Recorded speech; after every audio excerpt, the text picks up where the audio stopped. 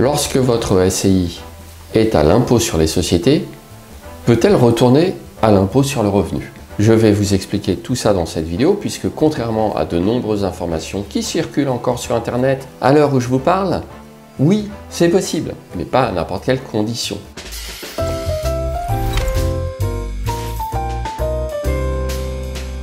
Justement, parce que c'est complexe, je vous invite à rejoindre mon podcast pour investisseurs immobiliers, Le droit d'investir. C'est le podcast audio qui vous permettra de rester à jour de l'actualité juridique et fiscale immobilière, de bénéficier de ressources complémentaires, de pouvoir parler avec moi chaque mois en live lors du coaching commun. Autant vous dire que c'est l'outil incontournable pour les investisseurs, les scrollers, les concierges, les professionnels de l'immobilier qui vendent des biens à destination des investisseurs. Mais revenons tout de suite à notre fameux retour à l'impôt sur le revenu. Oui, c'est possible. C'est possible depuis 2018. Donc vous voyez que ça date déjà un petit peu. Malheureusement, les informations restent largement périmées. On peut retrouver des infos qui datent d'il y a 10 ans sur Internet. Alors, ce n'est pas possible à n'importe quelle condition, d'accord? Ce délai de renonciation est valable pendant 5 ans à partir des exercices qui sont clos au 31 décembre 2018. D'accord? Donc on a 5 ans pour renoncer à l'option à l'impôt sur les sociétés et revenir à l'option, au régime de base, impôt sur le revenu. Attention, attention, pourquoi je vous fais cette vidéo? Parce que là, sur le principe, vous allez me dire « Ah ok, merci, très bien, on sait tout, à la prochaine vidéo ». Non, pas du tout.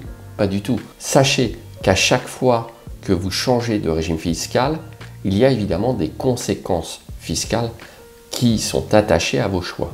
Dans le cas présent, le passage de l'IS pour le retour à l'IR est considéré sur le plan fiscal comme une cessation d'activité. Ce qui veut dire concrètement que la renonciation à l'IS implique une liquidation fiscale de la société sous le régime de l'IS. Ça peut générer une imposition des plus-values latentes sur les actifs immobilisés, y compris les immeubles. Donc vous voyez, votre SCI ne vend pas de biens immobiliers et pourtant, parce qu'elle repasse de l'IS à l'IR, elle va pouvoir être taxée à l'imposition des plus-values si les immeubles ont pris de la valeur entre le régime IS et le repassage entre guillemets à l'IR. Attention, ça peut être très lourd en termes de plus-value à payer. Les plus-values latentes sur les biens immobiliers doivent être constatées et imposées. D'accord? C'est un peu ce que je viens de vous dire. Mais évidemment, il y a des circonstances d'atténuation.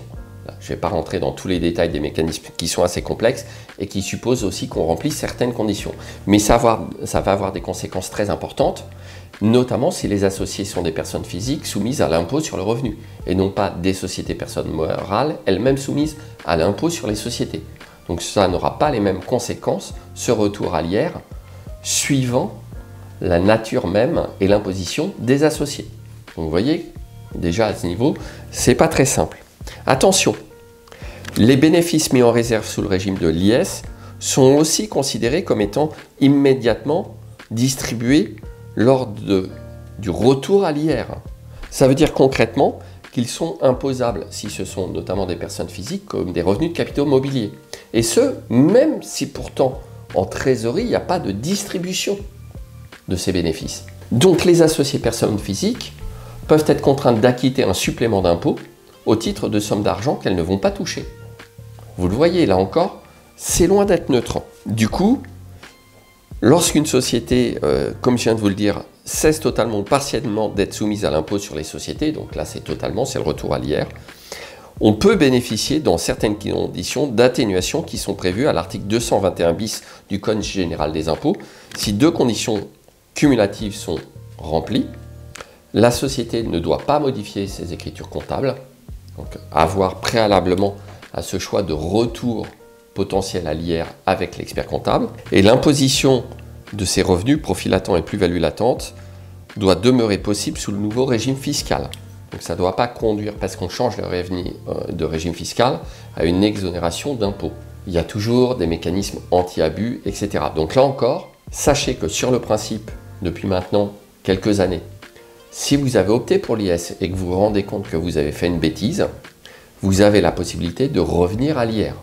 Cette possibilité est limitée dans le temps et cette possibilité entraîne de nombreuses conséquences fiscales qu'il est impératif d'envisager avant de repasser à l'IR. Une fois que vous l'aurez fait, ça sera trop tard. Dernière chose très importante, si vous êtes retourné à l'IR, il n'est plus possible à nouveau d'opter pour l'IS. Ah bah oui, vous avez une sorte de droit à l'erreur, mais vous ne pouvez pas non plus sans arrêt basculer d'un régime à l'autre, ce qui de toute façon ne serait pas recommandé au vu des conséquences fiscales dont je viens de vous parler.